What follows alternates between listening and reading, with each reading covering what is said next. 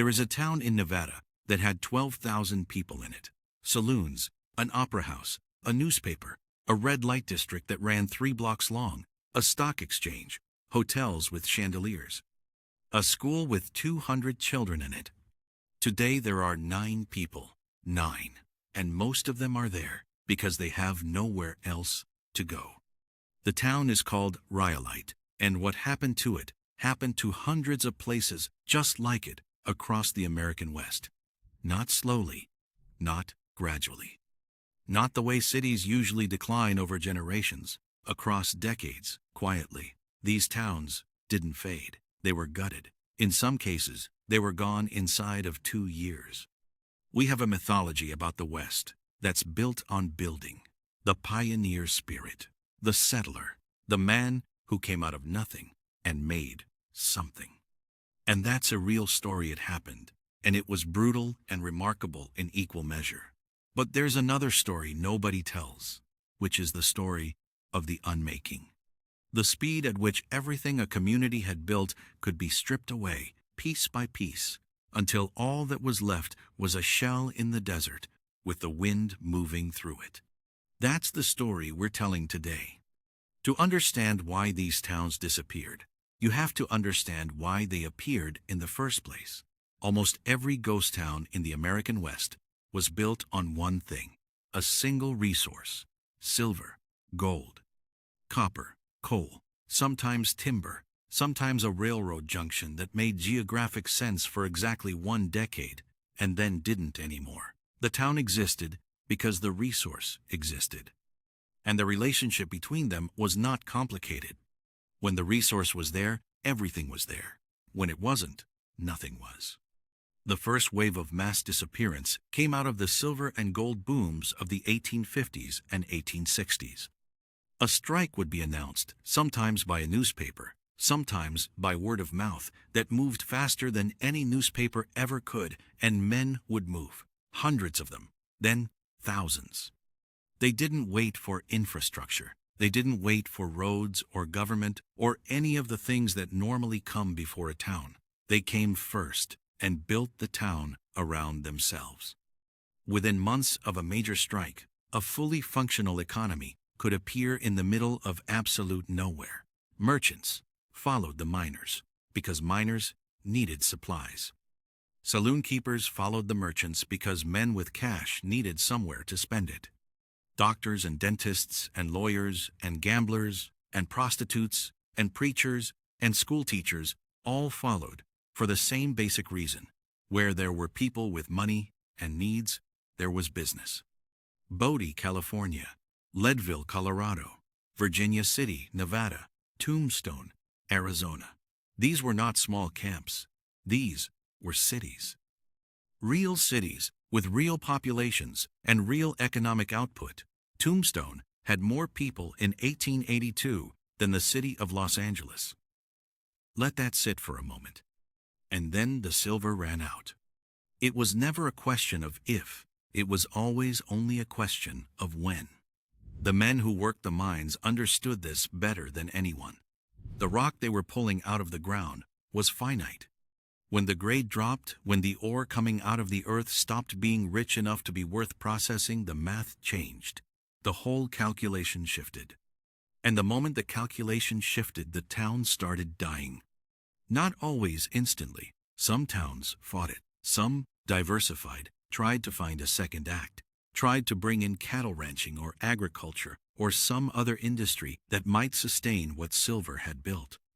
A few of them succeeded, at least partially. Most didn't. Bodie went from 10,000 people to almost nobody in under 5 years. The miners left first because the work was gone. The merchants left next because the customers were gone. The families left after that. The buildings stayed because there was no economic reason to take them apart and no one left to do it. Bodie is still standing today, frozen in time. The state of California calls it arrested decay. They preserve it in the condition it was found, slowly collapsing on its own terms, exactly as it was left. Most towns weren't preserved. Most were just left. The railroads were the second great creator and destroyer of Western towns. A railroad line meant survival. If the tracks ran through your town, you had access to markets, to supplies, to passengers, to commerce. If they didn't, you were dead. And the decisions about where the tracks ran were made by men in Eastern boardrooms who had never seen the land they were routing through and cared about very little except the cheapest possible path from point A to point B. Towns that had existed for years, that had grown around wagon trails and stagecoach routes, woke up one morning to find out that the railroad was going 6 miles south of them, and that was it. That was the end. Businesses packed up and relocated to wherever the new depot was going to be.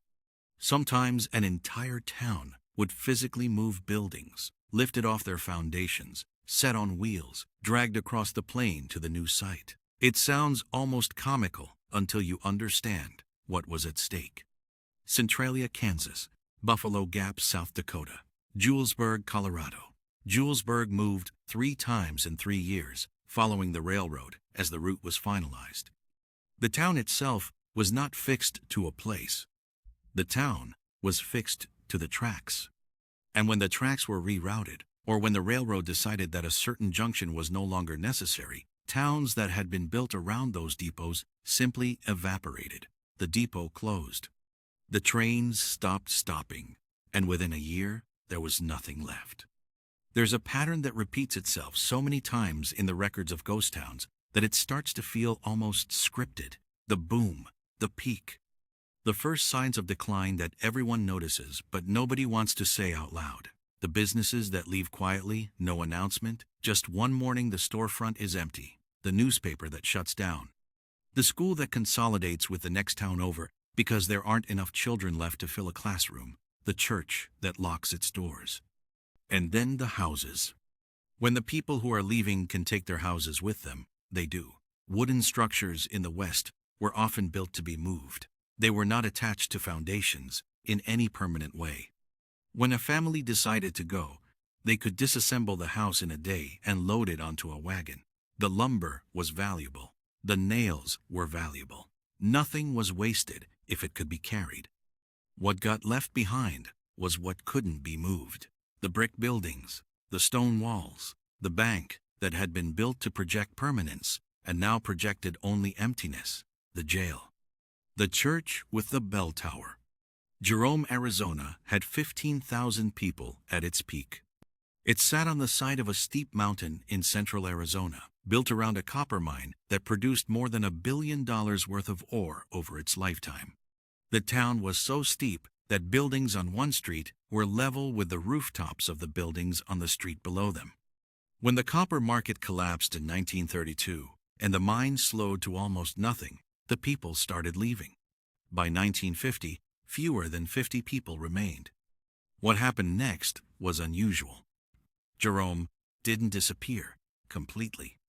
The buildings were too solid, the setting too dramatic, and by the 1960s, something strange was happening. Artists and counterculture types were moving in, attracted by the cheap rents and the strange beauty of the ruins. Jerome eventually reinvented itself as an arts town, a tourist destination, a place people came to see what a mining town looked like when the mining was done. Today, it has about 450 people and is technically the smallest incorporated city in Arizona. Jerome is the exception, not the rule. The rule was abandonment, quiet, absolute, final. Garnet, Montana. Street Elmo, Colorado. Calico, California. Grafton, Utah. These names mean nothing to most Americans now. But each of them was, at one point, a functioning community. Grafton had a school, a church, a row of houses along a main street. It sits in Utah's Canyon Country now, the most intact ghost town in the American Southwest. And what makes it haunting is not that it's ruined, it's that it isn't. The buildings are largely still standing. The church still has its pews. The houses still have their doors. Everything is there, except the people. The people who left Grafton didn't leave because the economy collapsed. They left because the land was trying to kill them. Flash floods, failed crops. A diphtheria outbreak that killed 3 children in 1 year. A Navajo raid that took lives in 1860s. By 1945, the last family finally gave up and drove away. 100 years of attempting to make that particular piece of Utah habitable, and in the end, the canyon won. Sometimes, the disappearance was violent. Some towns were wiped off the map deliberately, not by economics or geology or weather, but by the federal government. The Tennessee Valley Authority flooded over 100 communities in the 1930s to build the reservoirs needed for its dams. Families who had lived in the same valleys for generations were given a date and told to leave. The houses, the churches, the graveyards, everything went underwater. In dry years, when the reservoir level drops, you can sometimes see the outlines of streets beneath the surface, roads going nowhere, foundations without houses. The same happened in other parts of the country wherever reservoirs were built. The town of Enfield, Massachusetts, disappeared under the Quabbin Reservoir in 1938. The town of Kennett, California, was drowned under Shasta Lake. Nobody asked the people who lived there. The water was needed, and the towns were in the way. That's when the story gets very quiet. The part where people have been forgotten about so thoroughly that even the forgetting gets forgotten. If you've been watching this channel for a while, you know we go to the places in the story that nobody else bothers with, the parts that don't fit the myth. If this is your first time here, subscribe, because every video goes all the way in. And drop a comment below. Is there a ghost town near where you grew up? Tell me about it. I read every one.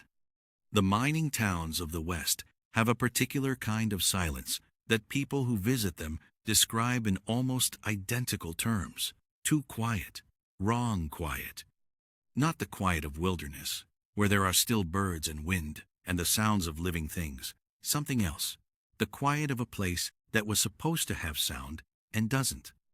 Walk through Bodie on the right day, overcast, no tourists, and what you're standing in is a place that remembers being different. The windows of the empty houses look out on the same street they always looked out on. The general store still has goods on the shelves. Canned goods, bottles, things that were left because there was no point in taking them when the owner locked up for the last time. The barber shop still has the chair. The last person to leave a dying town had a very specific job to do: lock the door. Sometimes they did. Sometimes they just walked away and left everything open to the wind and the winter and anyone who came after. The looters came eventually. They always did. Not in one wave, in a slow trickle across years and decades. Someone who needed a roof beam. Someone collecting bottles. Someone who heard there might be something worth taking and came to check. The stripping of a ghost town happens incrementally, quietly. No body moment dramatic enough to mark as the moment the place was finally officially gone. What you're looking at in most Western ghost towns is the end of a very long stripping. Whatever is left is what wasn't worth taking. The population numbers tell the story more coldly than anything else. Nevada had 300,000 people in 1865. The silver boom was at its height.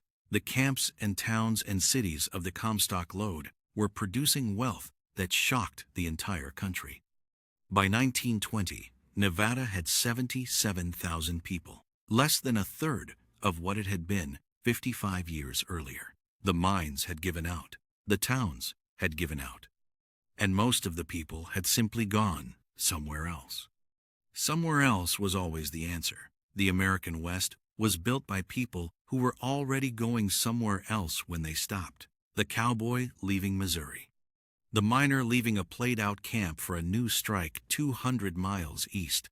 The family that tried homesteading in Wyoming for 5 years, lost everything to a drought, and moved on to Oregon. Movement was not unusual. It was the default condition. Which is why the towns disappeared so completely when the reason to stay was gone. There was no deep attachment to place the way there is in older parts of the country. People had been somewhere else 6 months ago. Going somewhere else again was not a rupture, it was just Tuesday. The buildings that remain in ghost towns today feel like evidence of something unfinished, not ruins. Exactly, ruins imply that something was completed and then destroyed. These buildings were never completed in the way that matters. They never became permanent. They were always temporary, always contingent on the mine running, or the railroad stopping, or the water table holding. When those conditions failed, the buildings revealed themselves for what they always were: provisional. Everything was provisional. The West was sold to the people who went there as something solid, as land, as opportunity, as a future that would last. The advertisements in Eastern newspapers, the pamphlets handed out by railroad companies trying to sell their land grants, the stories in dime novels, all of it said, "Come here, build here. This is real." And the people who came built as if it were real. They built schools and churches and opera houses and newspapers.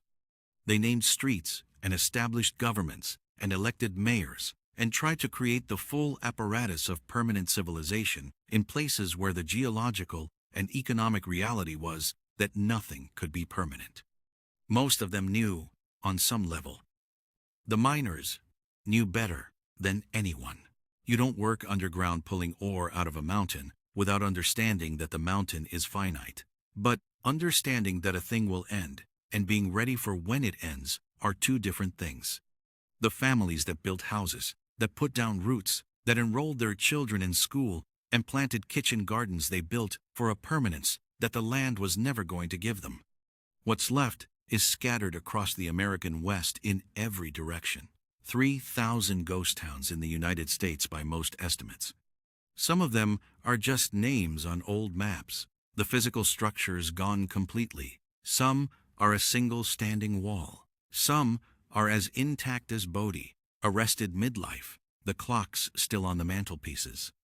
They are the other side of the American story, not the building up, the falling away. The West was one, and then the West was empty again. And the wind moved through the streets of Rhyolite and Garnet and Grafton and 1,000 towns with no names anyone remembers, and nobody counted them. And the maps got updated, and the names got smaller, and then the names got taken off entirely. 9 people in Rhyolite now. The opera house is a shell.